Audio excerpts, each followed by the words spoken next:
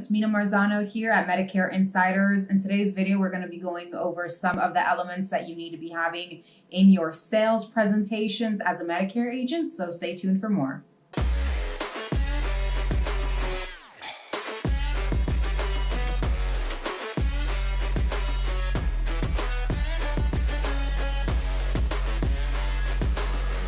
So as Medicare agents, we know that we need to do everything compliantly by the book.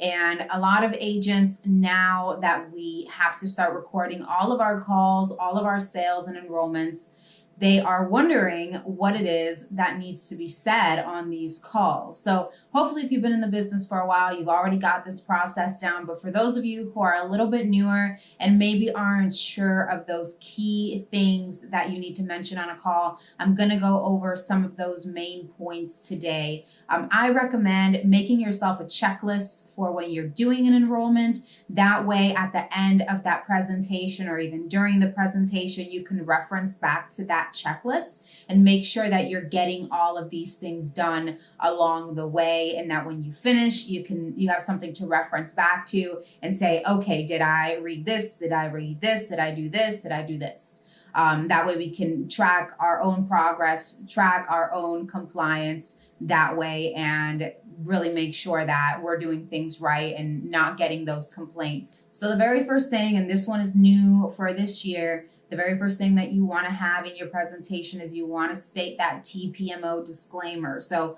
that TPMO disclaimer is the one that says that we don't offer every plan available in the area of where our client is. And we have mentioned in some of our other videos, if you truly do offer every plan available, you don't have to state the disclaimer. However, a lot of times there are plans that are captive only that you may not have access to as an independent broker. So 9 times out of 10, that disclaimer is going to apply to you because you're just not going to be able to cover every single plan or to represent every plan in that area. So you want to make sure that you state that disclaimer within the first 60 seconds of your call. A scope of appointment. Hopefully this is not news to anyone, especially if you've been in the business for a little while. You know that you need to get your scope of appointment signed before you start discussing any kind of benefits with this person. You want to have their permission in hand already before you start getting into the weeds of Medicare, the Medicare plan,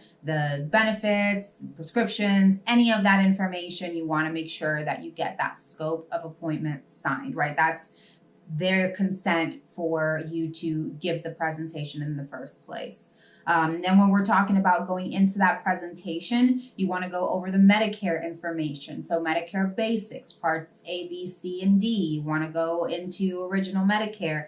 You want to go into Medicare Supplement, explain what a supplement does versus what a Medicare Advantage plan does. You want to explain how all of that works in junction together so that they have a good understanding of the options that are available to them. And then you also want to explain to them, why you're making the recommendation that you're making, or, here would be a good place to answer any questions. I find that a lot of people do have questions when you go into these presentations because a lot of them don't understand how, parts A and B work in junction with part C, what that means, what part D is, and the different rules around the Medicare supplement, the Medicare Advantage, and how all of that works. So this is a really good educational portion for you to bring to your client to make them feel like they are kind of getting an understanding of the program overall. Then you're going to go into plan qualifications, meaning what qualifies them to be enrolled in the plan that we're looking to potentially enroll them in. So are they enrolled in parts A and B? Let's talk about that part B premium. Let's talk about the service area that they're in, right? These are some of the factors that are going to go into play and make them eligible to sign up for a Medicare Advantage plan or a supplement plan.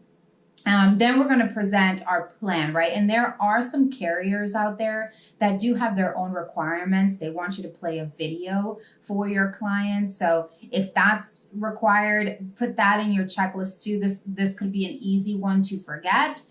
So have that information readily accessible to be able to play if you think that you're might go with a certain plan, and you think that and you know that that plan requires a video to be played, then make sure that you're prepared for that. You don't want to be scrambling in your appointment trying to find these videos, and they aren't required by every carrier, but there are some carriers that do require that you play that video for the client in that presentation.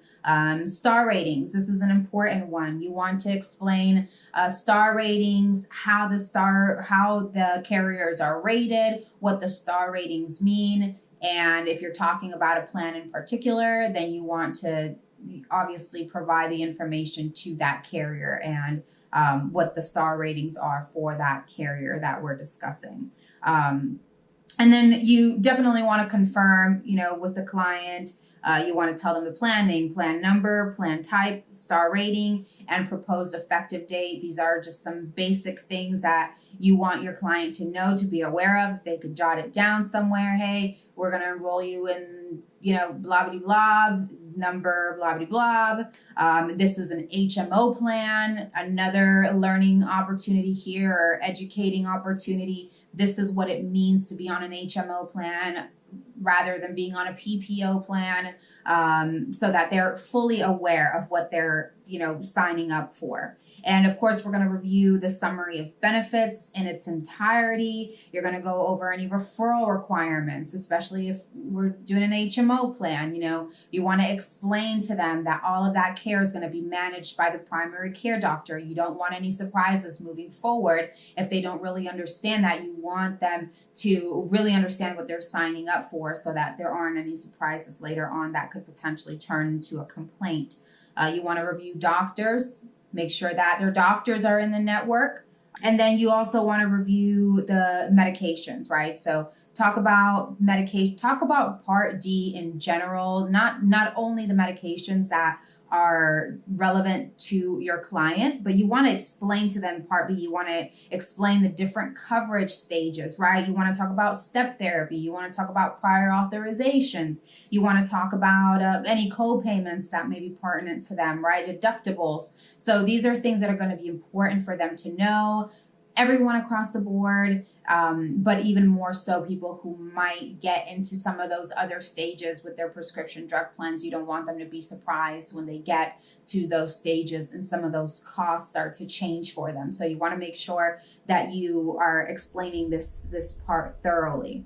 And then in the enrollment, when you do the enrollment, you want to make sure that you're reading the non-discrimination notice and the statements of understanding. So the non-discrimination notice usually is in the back of the enrollment book somewhere. You can find it. Typically, it's within the kit.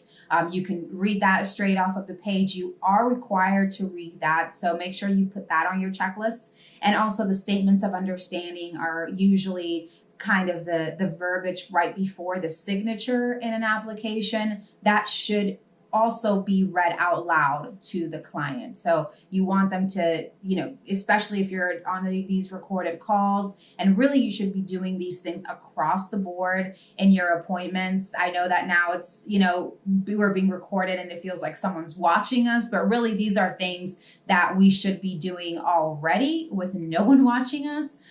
We are required by compliance to be stating these things. And, sometimes the compliance might seem like a hassle to some people, but the way that I look at it is this protects us, right? When we're doing things right, we're doing things correctly, we're being very forthcoming with all of this information, it leaves very little room for complaints to take place later on. So definitely look at it in a positive light. This is protecting you as an agent. You are checking off all the boxes to make sure that you're doing things correctly and really saving yourself a lot of grief in the end, right? So we don't want to be cutting corners just to save some time. We want to make sure that we're doing everything that we can for our clients and to protect our business as well. So like I said, make yourself a checklist that you can keep track of what you're doing when you're in your appointment.